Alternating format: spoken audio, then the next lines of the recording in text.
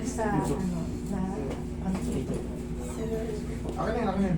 Dito po kayo. Okay, tanggalin mo. Ilang araw na kayong ika-ika? Kung kapan po ako nung January 23, pinag-collector po ako. Tumalab yung binigay na ano, na gamot. Masakit. Tara, Isabela po kami. Isabela. Ang nangyari kasi sa inyo, lumbar liboscoliosis. Alam niyo ibig sabihin ng liboscoliosis? Tumagilid siyang pakaliwa. Tapos, mild degenerative lumbar osteoarthritis change. Ngayon, yung osteoarthritis nyo, nakaldag kayo, di ba? Nadulas kayo. Tumama. Ngayon, possible na yung mga Sparnon o yung mga tinatawag na mga arthritis, naumpog eh.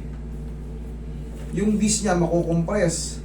Yun naman yung disc naman ang tutulak para ipitin naman yung tinatawag na spinal nerve o yung sciatic nerve. Kaya, kita nyo ngayon, hindi kayo makastraight. Yung lakad nyo, kaya hapusin mo muna ng pau para sigurado. O yan, R. Ito yung R, ibig sabihin right. O ngayon, ito yung left. Tignan mo. Nakaparang pa letter C siya, di ba? Yan yung tatawaging libosco. Sige, higa kang patagilid.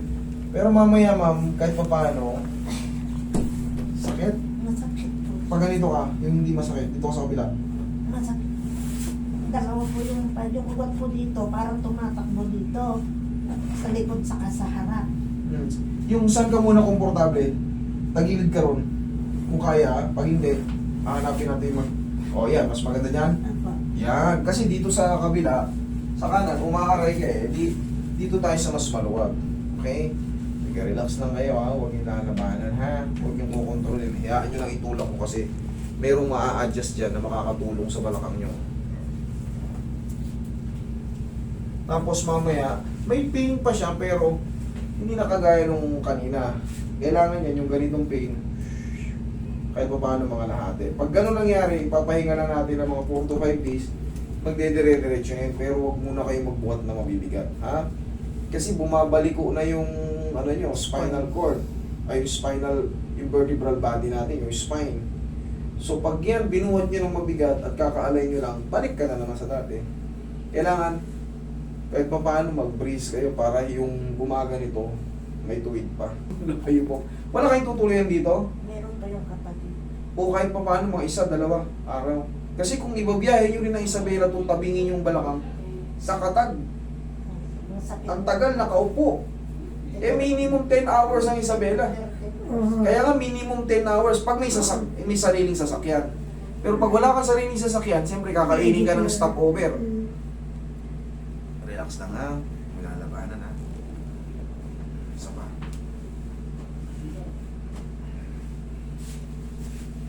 Sige, kabilang side. O, tamo? O, kaya na. Kanina ayaw sa ganito eh. O, relax lang. Ihaya. Ito po, masakit po yung katiyan. Sige, kalma muna. Masasaktan kayo? Umpisa lang po. Umpisa? Okay. Okay.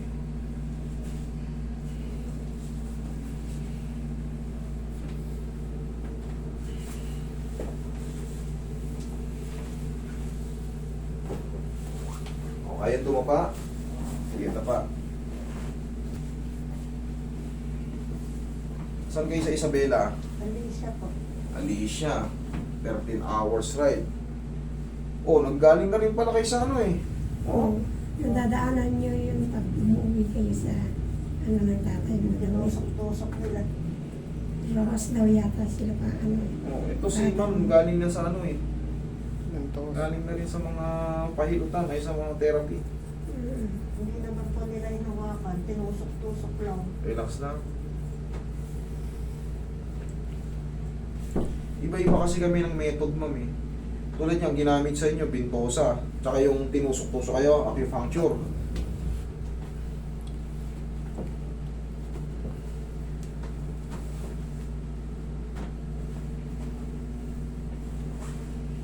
Relax na nga.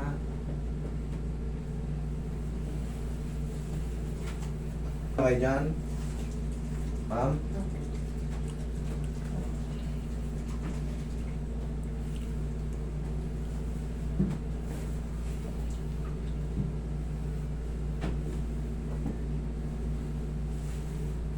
Taas na. Inhale.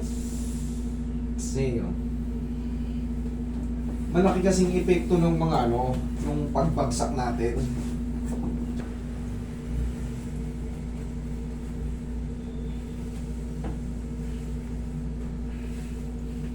Kabilang side.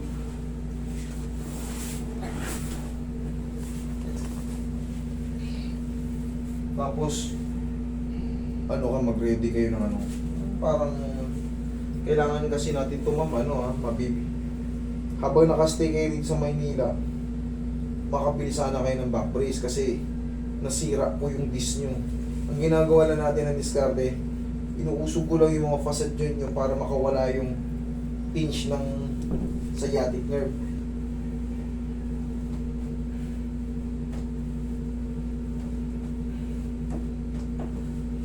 Pinaya ulit.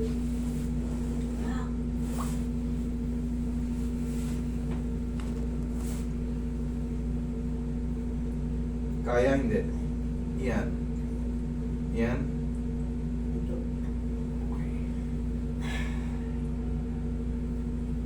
Kaya pa? Yan.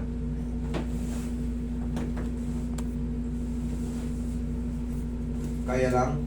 I-hold lang muna natin kasi natin.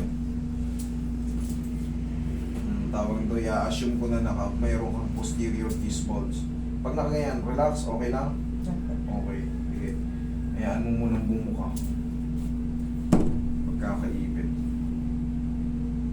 Yan, kaya pa? Yan. Okay, good. So, yan. Babaan pa. O, sige, upo muna. Medyo mag-bend ka ng konting pa ganito. Yan. Yan, bend ka ng konting pa ganyan. Hindi na gaano. Ha? Hindi na po gaano. Hindi na. Okay, thank you Lord. Gaya nga ng sabi ko, pero kailangan nyo muna huwag kang gumanon, huwag kang gumanon. Kailangan kasi medyo ganyan ang stretching muna natin. Bakit? Posterior disc bulge yung tumama sa'yo. Gawa ng nasalda kasi si ma'am siyempre, tumama yung puwet. Nadulas daw siya sa... Nadulas siya Ngayon, ma'am, kaya nga sabi ko sa'yo, kung may stand muna kayo rito kasi ang layo ng Alicia, minimum 10 hours ang biyahe, hindi yan safe na ibiyahe ng ganyan kalayo na mayroong siyempre, ang tagal yung nakaupo. Tapos, tapos, stay muna kayo dyan kahit mga 1 to 2 days para ma-relax muna kasi kailangan muna yan, nakaano muna, pahinga muna siya, slant lang muna. Pag nahihirapan kayo, kunyari may naiipit, nakita nyo yung pagtayo tagilid muna. O kita nyo, mas minhawa kayo, di ba? O tapos gaganito, ganito kayo. Tingnan, subukan nyo ba yan? Yan. Tayo. Masakit pag ganon? Medyo pagilid. Medyo pagilid. Masakit dyan? Kabilang side. Hindi po. Yan, okay, dyan ka. Yan ang stretching mo muna. Hahanapin mo muna kasi yung bulging na tinatawag, ito kasi ito, hahanap muna tayo ng mga stretching na good sa atin. Ito yung nakikita kong durugmang Ngayon, nag-i-extend out kasi yan. So, pag nag-extend out yan, iipitin niya ito. Yun yung mga tinatawag nating sciatic nerve or spinal nerve na magra-radiate naman ngayon pababa. Ngayon, safe ka sa ganito, yan muna mga stretching mo, tapos medyo i-bend mo ng ganyan. Tapos, pag nakaganyan ka, okay naman na, di ba? Okay. I-hold ko muna ng tapos, pansamantala, pag-stay muna kayo sa medyo kamag-anak nyo sa malapit. Sa May bandage. Quezon City. Quezon City, malapit lang yun dito kasi kalsada lang ang pagitan niyan. Quezon City na yun dyan sa yung kabilang highway. Yan, ma'am, tayo kayo ma'am. I-brace ko muna yung tayo. Sabihin nun ma'am, ibig sabihin nun, nadadamay na yung spinal cord mo. Yun ang ibig sabihin nun. Kaya actually, ang connection ng lumbar spine is lower extremities. Pag minsan nakakaramdam ka, pag sa sobrang sakit, kunyari, nakahiga ka or nakaupo ka ng matagal, parang feeling mo namamanid-manid na rin dito mo. Opo. Hindi naman to ang tumama, ibig sabihin yan, tinatamaan na ng bulging yung ano mo, yung spinal cord. Kasi yun, connected na sa lahat yun. Yung spinal cord, papunta yun sa utak. Ngayon, magtuturo ngayon yung utak, yung signal niya ngayon, sa buong spinal nerve. Kaya, Hanggang dito ko na. yan po, dadaanan po yan. Dadaanan po yan. Pero for the meantime, na-relief naman na kayo. Na ano naman, okay naman yung posisyon nyo ngayon. Yung pakiramdam nyo, nabawasan po ba siya? Lalong sumakit? Ano po? Medyo nabawasan po. Okay. Kasi pag ganun po, ito, masakit. Pag gumaganyan kayo. Pero kanina, kaya nyo ba yung ganon? Hindi. Kahit pa paano nakakaganyan na kayo. Ha, ma'am? Opo. Okay, ma'am. Kasi kailangan nga, medyo fragile pa kayo eh. For the meantime, kasi na-adjust naman na, kung makakapagpa-check up din kayo sa malapit na ano, para mabigyan kayo muna ng anti-inflammation or inflammatory. Meron po O akong- yan pala, sundin nyo yan. Nagpa-check up na pala kayo nung nakaraan eh. Ito na lang po nagtitira eh. Sabayan nyo po ng ano kasi yung pinch nerve hindi kagad nawawala. Hindi ko po pwedeng pakita eh.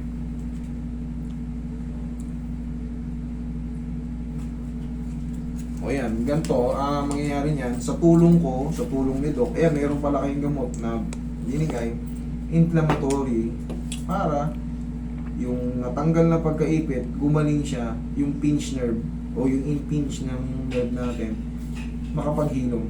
Gaganda na ulit yung lakad nyo. Bumaluktot kasi yung ano nyo, ma'am eh.